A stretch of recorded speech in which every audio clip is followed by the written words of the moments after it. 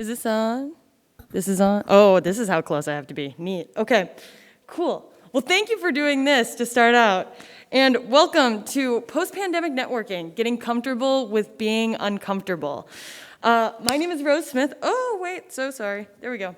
My name is Rose Smith. I'm an officer in the United States Air Force right now.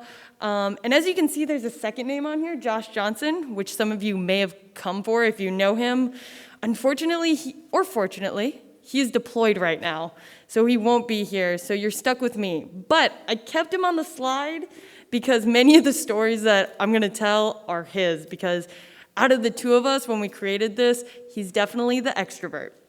So he has a little bit more experience in that portion of it.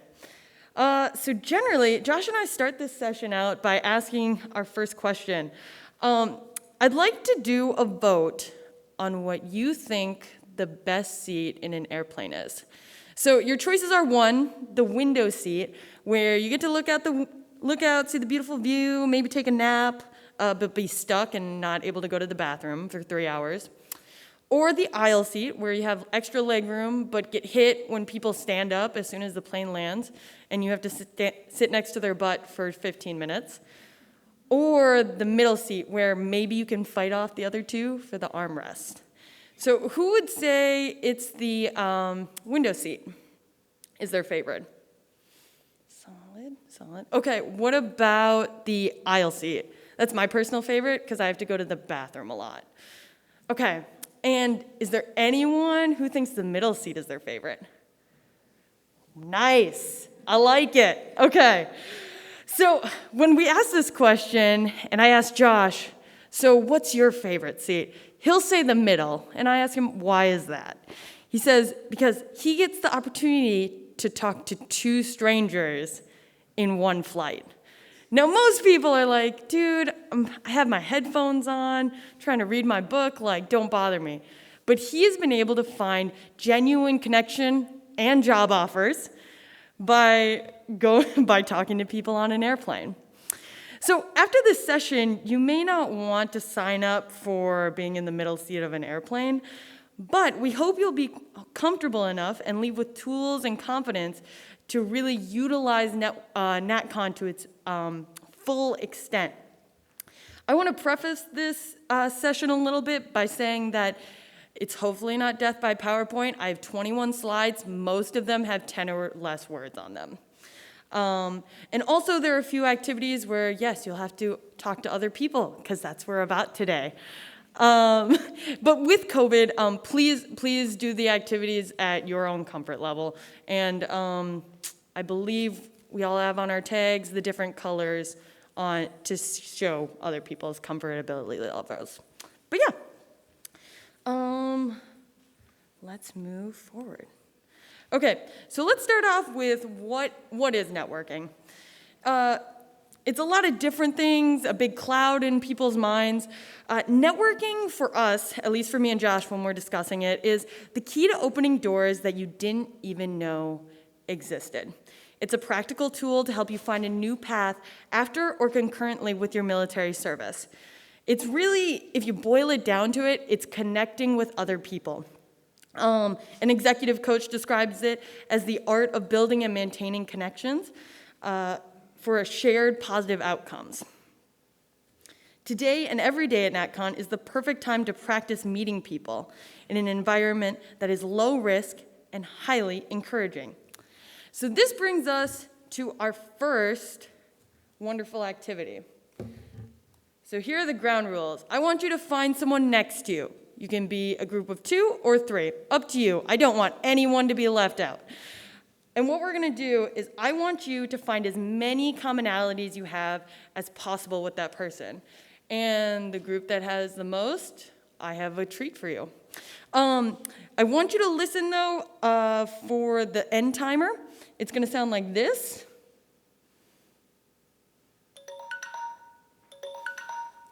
And once the timer goes off, just calm back down. I have to do this because the last time we had this session, we had no way to recontrol our groups after they started talking. So, for the people who just joined, what we're doing is you're going to get in a group of 2 or 3, You're going to get with your group or partner, and you're going to find as many commonalities as possible with them. And then we will end the timer. All right. Does everyone have someone? Did you make eye contact? Did you visually say, "You are my human"? Okay. Okay. All right. The timer will go off after 5 minutes.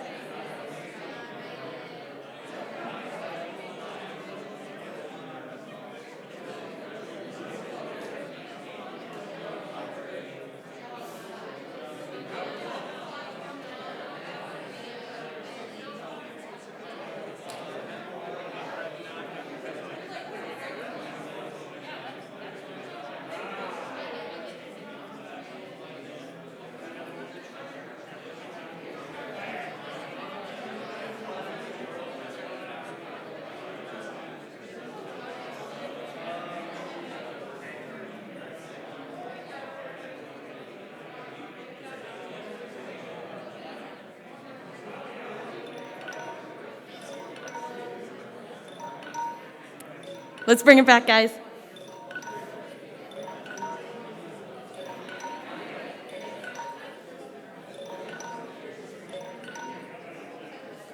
Awesome. Okay. So let's see. Who was able to find one commonality with whoever they were talking to? At least one. I really hope everyone's hand goes up. Okay, cool. Okay. What about 5? 5 or more? 10 or more? Nice. 15 or more? 20 or more? Okay, how many did you guys have? Nice. Was there anyone over 20? That's fabulous. Good job, guys. Here you go.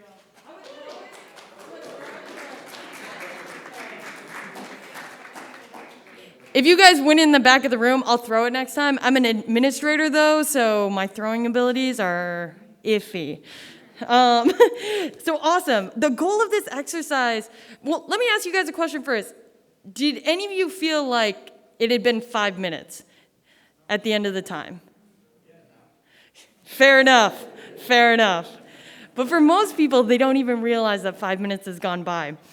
And obviously, the goal is to see how many commonalities you guys have, but not just with your friends, but like strangers that you turn next to and say, I choose you. So when you have that goal of finding commonalities, it can give you purpose in connecting with others. So let's talk about why we resist networking. Originally, when Josh and I do this presentation, this is my slide because I had huge resistance to networking. And I got the opportunity to read why some of you guys resist as well, and you felt the same way. Some of the biggest and most common ones are, 1, people think of networking as a business deal. And in reality, it's much more of a relationship that you develop between 2 people or a group of people that's nurtured over time and benefits both parties. Most of the time, networking isn't just like the quid pro quo, I'm going to do this for you, you're going to do this for me. Some believed, me in particular, believed that networking is a gift that only a select few are given at birth, and that's it. You either got it or you don't. I've thankfully learned that is not true. Networking is a skill, and I'll keep repeating that, that's learned and improved over time. For example, have any of you ever read the papers that you wrote back in middle school? You looked back on them, yeah? Well, I would say 99%. I'd like to say 100, but there's some people out there that have stayed at the level. 99% of us have made significant improvements in our writing abilities since then. It's the exact same thing with networking. I would say most of us didn't try and go out there to be like, oh yes, I'm going to work on my grammar, I'm going to learn all these different parts of the English language to get better. It got better because you continued to use it, and you got gentle critiques from other people around you as you were developing. Another myth I want to talk about is some people don't think they're important enough to initiate conversation, or that no one wants to talk to them, or they don't have anything to give to that relationship, right? Well, first off, everyone has value. That's cliche, but I just wanted to say it. The truth is, though, over 100 companies are here at NatCon that have paid thousands of dollars to talk to you as veterans. So the worst that could really happen from learning and developing at this very low-risk situation is you learn about an opportunity and you get some free stuff. I don't know about you, I loved checking out to see how the different companies want to give us. I've seen lip balm, I've seen squishy toys, tons of different things. Third, so there are people that feel like networking is gross and it's really transactional. It's that give to get thing. And it's manipulative. And it's hard to mentally say that it's for altruistic purposes, that you're like talking to these people and getting to know them. I've noticed specifically that women tend to have this issue. The problem with using that as a defense for not networking, it really limits your worldview of the perspectives that are out there. And often then your network falls short and you don't get to meet as many people or find as many opportunities. And then finally, for those who believe that you can get by with without learning how to network because it's too much of a hassle, you are 100% correct. no doubt. But those same people will never know what could have been. Networking is for everyone because new connections can provide opportunities that you would not likely achieve alone. Just because you don't feel like you can do it like right at this very moment doesn't mean you can do it yet. And so I'm going to share why networking is important. Research has shown that Research has shown those who network get ahead, even if they aren't best suited for the job. Isn't it the most annoying thing when you put in so much effort towards something and then someone who's just like a smoother talker than you gets the job or the award or the praise or whatever it is? So just like I said before, you don't need to network, but it does help you get that recognition that you obviously deserve for working hard. Those who network are more likely to get more job opportunities, promotions, make more money, and be involved in innovation and labeled as top talent. Actually, 85% of jobs, I don't know if it's that high, we found this on the internet, but many, many jobs are offered through networking versus non-referral. So for myself, example, I've received 2 job offers because I knew someone, not because I applied to them. Let's see, how many of you know someone who's gotten a job because they know someone versus what they know? Look around, it's real. Although for some of us it would be great just to get awarded for hard work, our qualifications, and our competence, it doesn't always work out that way. And I'm a big believer in not letting others take away your opportunities, especially when you work hard. For example, one of the things I was taught as soon as I become an officer was that my work performance is what will get me promoted, but my reputation is what will get me the cool jobs in the Air Force. So it's a balance of both, right? You generally need to be competent in your job, but the people who know the cool stuff, they have to know you to put you in for it. Here at SBA, I went through the different breakout session listings. I would say there's at least 25 events that are networking based or have some sort of networking involved in them. And that's what we're here to do. So now I just want to share a really quick success story, or semi-success. It's about me. In 2018, like I had told you before, I really didn't have an understanding of what networking was, and didn't know how to even begin the realm of connecting with other people. Was I important enough to connect with them? But I was an opportunist. So my newsletter from my student veteran organization had sent me an opportunity through the Washington Center called the Vet Initiative. Highly recommend the program. They have a breakout session here in 2 days, I think. Anyway, it's a 10-week internship in Washington, D.C. with professional development classes on Fridays. This is where I learned the importance of networking because it's D.C. Everything in D.C. is run on networking. Everything cool, anyway. But I learned the importance, and I learned that even though I was very independent and I had a hard time asking others for help because I didn't want to bother people or I felt like I could just do it better myself, with training, I was able to build confidence and understand that I wasn't a nuisance to others and that I can add value to a relationship. And that's something you come to on your own. But you have to start somewhere. I've also built a lot of friendships with Student Veterans of America, like presenting this presentation, and also hosting an obstacle course with Colorado State University. So it can lead to a lot of different things and trips that you didn't even know existed.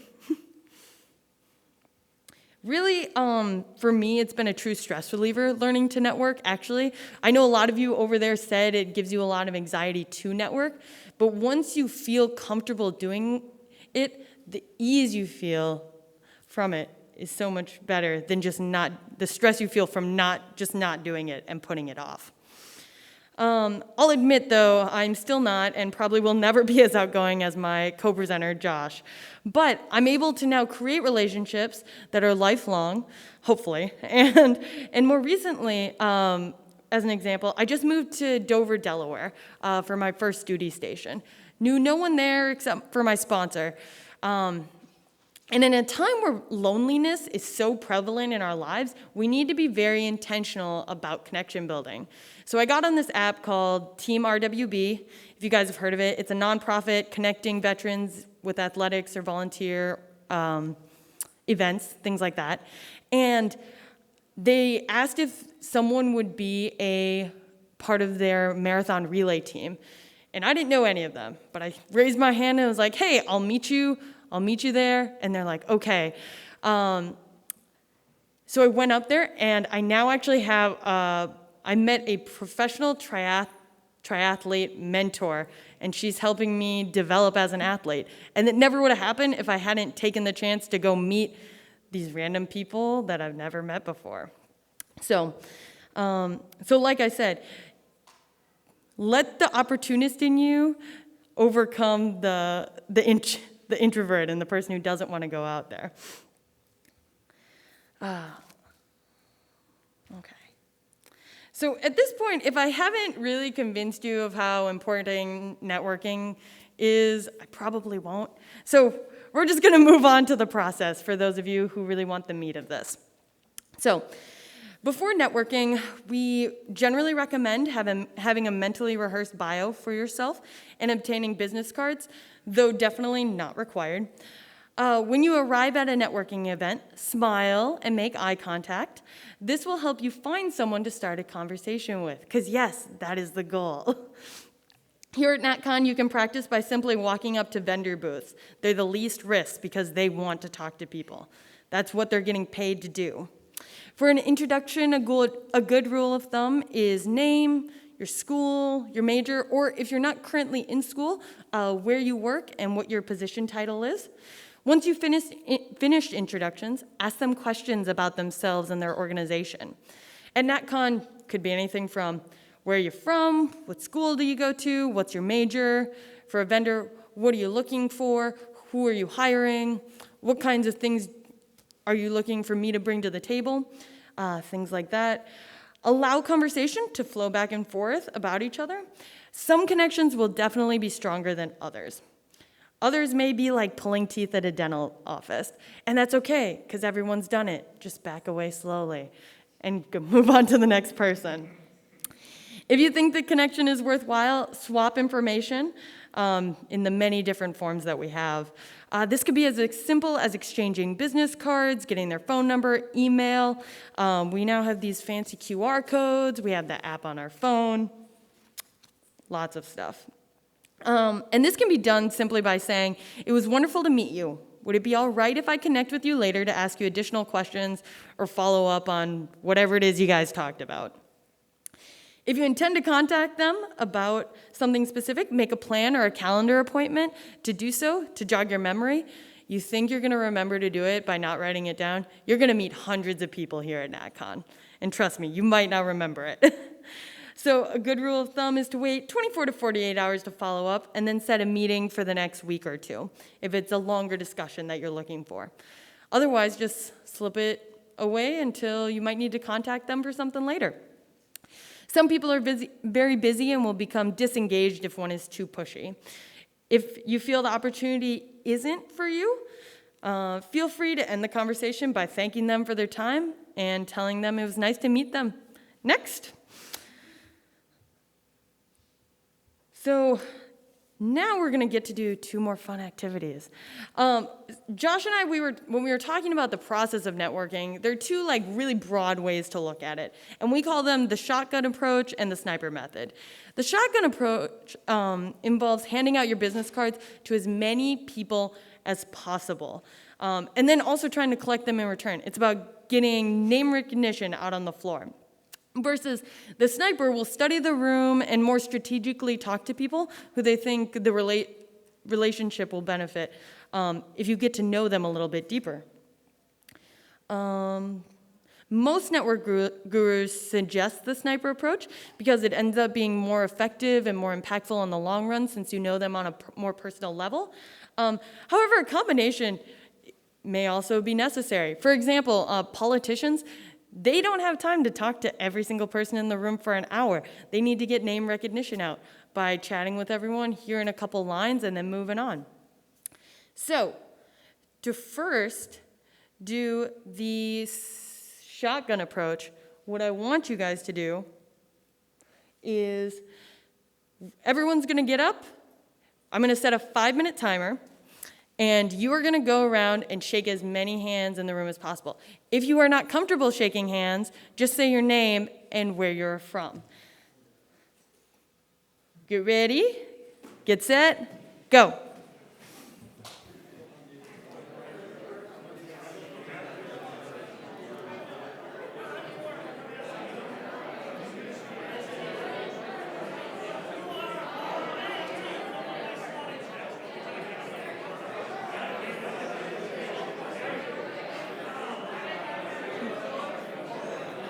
What's your name? Rose. Hey, have you ever found, sorry, I'll do this in a minute. Have you ever found that when you're going through every day, Yes, definitely. for me, if you call it something else, I appreciate it.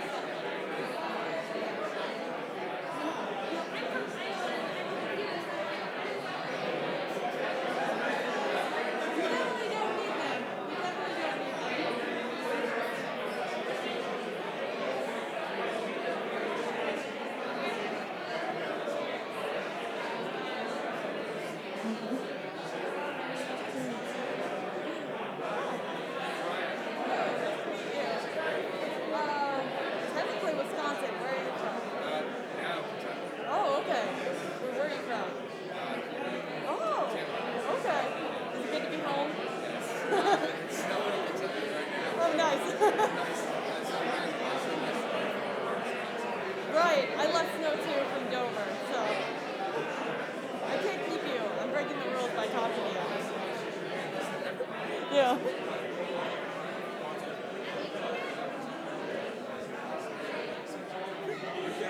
Yeah, absolutely.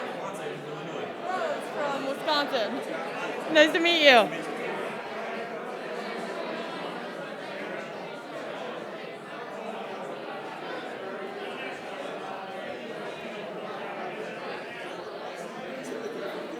Hi, I'm Rose from Wisconsin. Nice to meet you. I love your pin. It's so fun.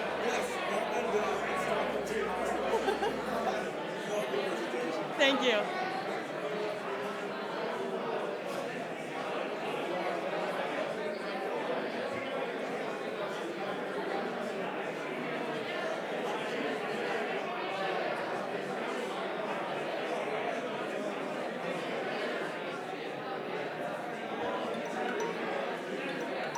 Everyone, pause where you are. No need to sit down. Awesome. Great job, guys. I love the conversation. I started having conversations with people of my own and breaking my own rules. So next we're going to move on to the sniper method, which what I want you to do is whoever you're shaking hands with currently, or if you're on the move, find a group of 3, either or. I want you to go over 3 adjectives about yourself, 2 books that you love, and 1 thing that you want to be known for. So my example for me is I would describe myself as optimistic, strategic, and hardworking. 2 of my favorite books are Turn the Ship Around by David Marquette and Untamed by Glennon Doyle.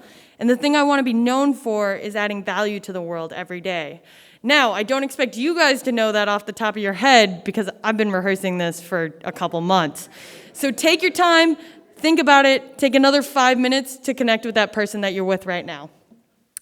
Go.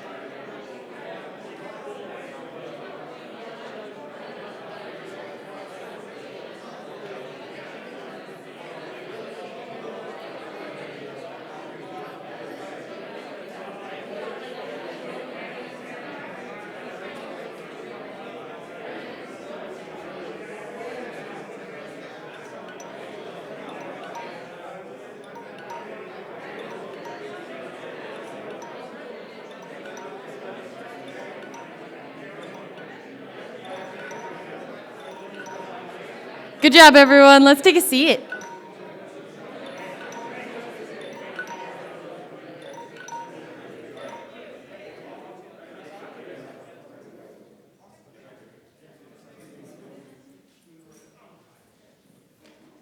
I want you all to know you're doing a so much better job than the last time we presented this, and it took us like 5 minutes just to quiet everyone down. So I appreciate you so much. So let's talk just a little bit about the two things that we did. So how many people were able to meet? I don't know, there are like 50 seats in here. It looks like at least 40 of them are filled. Were people able to meet at least 20 other people when they were going around just handshaking? 20, 30? In the same amount of time that it took you to meet those 30 people, you met one or two, but maybe you got to know them a little bit more in depth than you did just going around shaking hands. Can I see a raise of hands if after you talked about the 3 adjectives, 2 books, and 1 thing you want to be known for, did you continue the conversation, or did you awkwardly just stand there looking at each other? Yes? Good, that was the goal. Awesome. I hope you can kind of see the difference between the 2 methods. Also, I just want to talk about networking not at a conference, even though that's what we're here for. Just to get you a little more buy-in, it's also super applicable at work. Like I mentioned before, I have to network to build reputation as an officer. It also makes my job so much easier.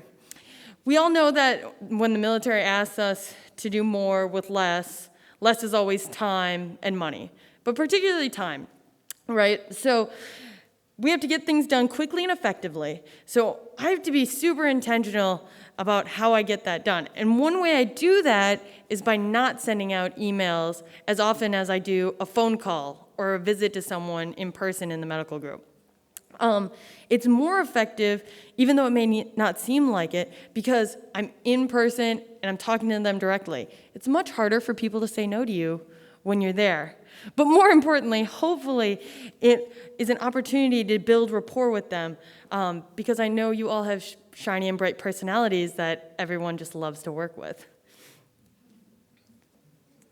So just finishing up kind of this portion of it, Josh and I came up with some general tips to go over. So 1, we want you to look for genuine connection. People can tell when you're fake. It is what it is. 2, have a mental bio ready. Like I said, if you Google elevator pitch, it'll tell you exactly what you need to know. 3, ask them questions. There's a resources list at the end, one of the books, how to win friends and influence people.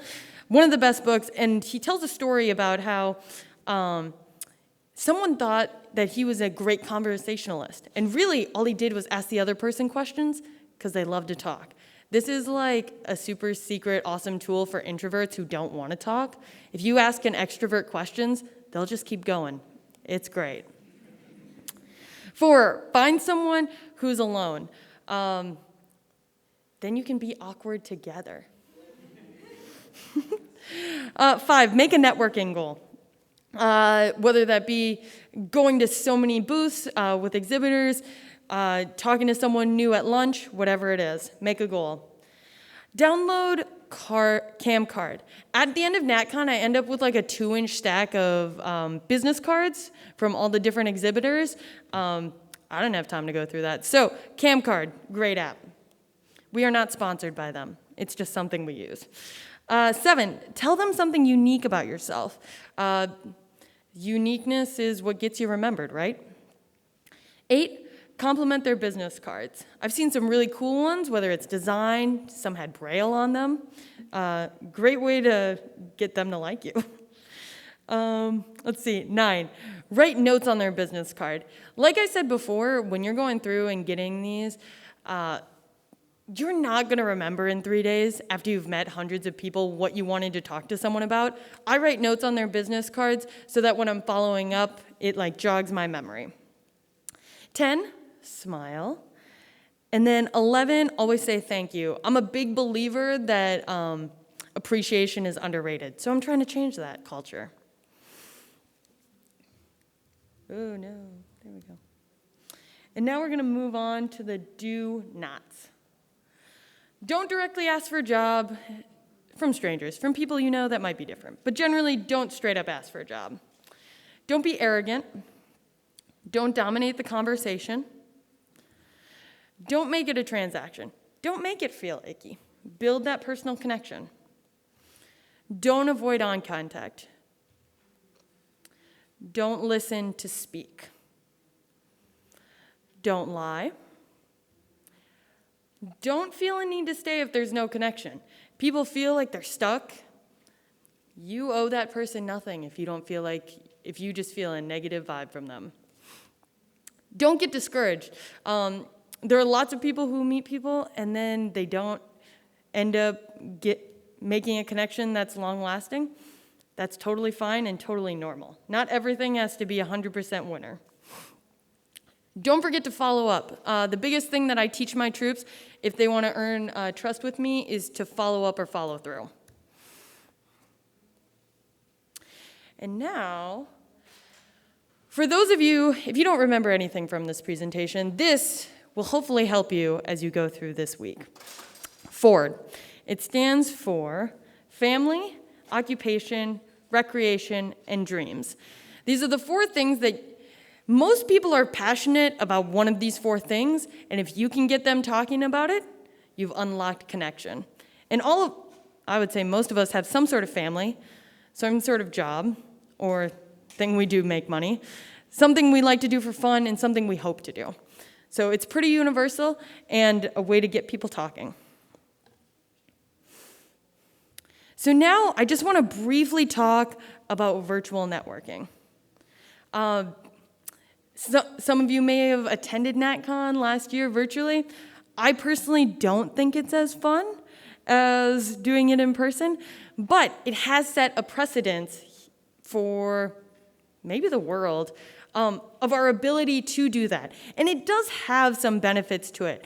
For example, people who, I don't know, how much money did people spend coming out here? I spent probably $1,000, a little over $1,000 to come out here. And if you had your chapter pay for it, that's awesome. But some people are paying out of pocket and not everyone in your chapter can be here. So having those virtual options for people is very cost effective. Also, think of it from a job board perspective. If you're applying for a job in a rural area, maybe you can't afford to fly out there and take a rental car to there for interviews. Now with virtual networking, that job offer is available to you. And I'm going to just share a quick success story. Not mine, this is Josh's. But he actually broke the Zoom chat at a First Sergeant conference he was doing. So the presenter was doing their thing, talking about it, and he in the chat said, I have created this presentation, course, workshop, what have you, that teaches NCOs how to have difficult conversations. And that's something we kind of talk about in our developmental classes, but not always intensively. And this gives specific situations for people to role play. And the chat was flooded with people who wanted that presentation. The presenter actually had to stop them and say, hey, if you want that information, you have to do it at the end. But because of that, 750 people were able to get that information instead of just maybe 50 here today. Hopefully you share it to more in your chapters, but you get a much wider audience.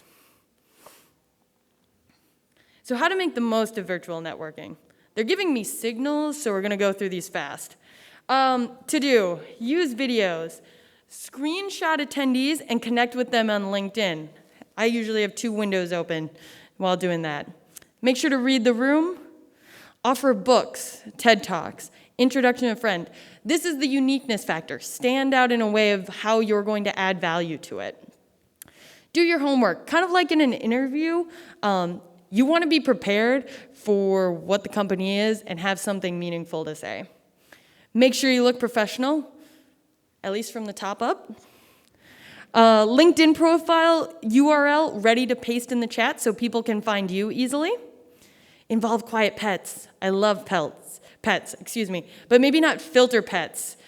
because those can be distracting. Test drive the site and the platform, and then at the very least, respond in the chat if you don't want to actually talk. And then the do nots. Don't multitask if your goal is networking. I am definitely someone who does this. I'll put on a presentation and do some administrative work at the same time thinking, oh, I'll listen to it. I definitely don't. So if your goal is networking, make sure not to be doing multiple things at once. Don't be afraid to ask questions. Don't complain. We all know that technology sucks sometimes.